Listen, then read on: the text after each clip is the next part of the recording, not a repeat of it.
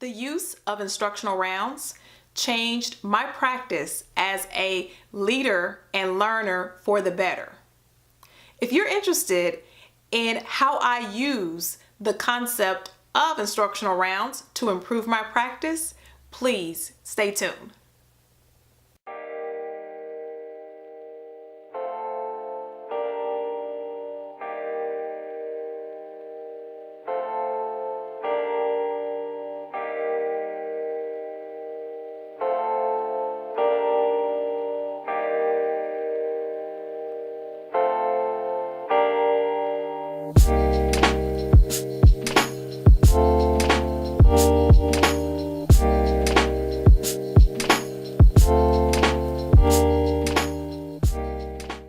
As a middle school assistant principal, I had the privilege of working with a principal who was a visionary.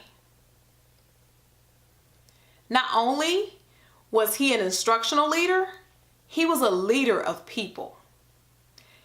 For example, he knew what was going on in the school, and he knew that there were certain types of personalities that required motivation in certain types of ways.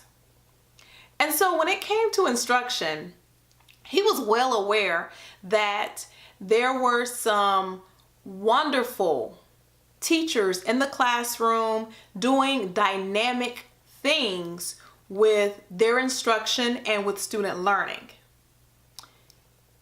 In addition, he was aware that there were some good teachers who were doing some pretty good things with their students in class and, doing some good things with student learning as well.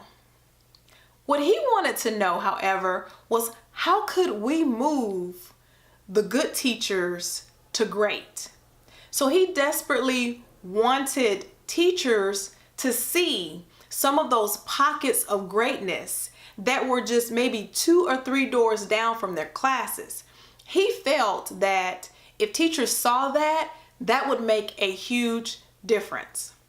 So his question was, how could we increase collaboration amongst teachers that would do so in a way that would have a positive impact on classroom instruction? Now, he did not want to go about this haphazardly. He wanted to make sure that whatever it is or whatever plan that we implemented, it was strategic, it was structured, and that it was also research-based. As we talked as an administrator team, I welcome the idea to research.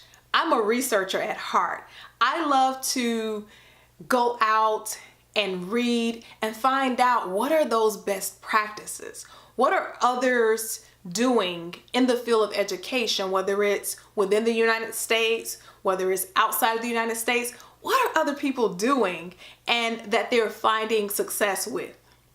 So keeping in mind with what our principal wanted, I went out and I researched. What is the best way to improve collaboration about classroom instruction?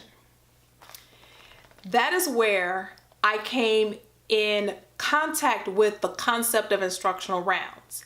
And it is through this book called Instructional Rounds in Education, a network approach to improving teaching and learning. This is research that comes from Harvard. One of the things that I found about this book is that it is so well structured and it's very practical. It's easy to read and it's easy to apply the concepts in this book. It's very thorough, but it also leaves room for instructors to create their own plan. So it's not necessarily scripted, but it gives you a good theory and a good practice for how you can go through and look at core instruction within a school and how you could could bring about conversations about instruction in a constructive way. As you can see, I have sticky notes, and I am definitely an active reader. So I have sticky notes. I've got highlights in here, and I've got my notes, my marginal notes. The administrative team and I invited district personnel to do a book study. So we actually engaged in a book study before we implemented rounds at our school, and we came up with our own action research plan based on this concept of rounds. Now, within this book, there were district level leaders, there were superintendents, there were school-based leaders who actually engaged in rounds within this book, but we changed that. We actually invited teachers to complete instructional rounds with us, and we structured it in a non-threatening way so that teachers could understand this is for you. We are learning with you. And I can honestly tell you that was one of the most memorable and one of the most enriching projects that I worked on as an educator.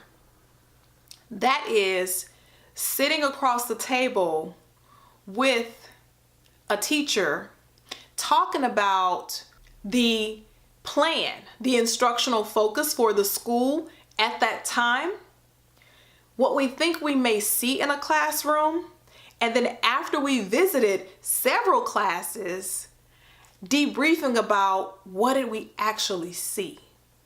For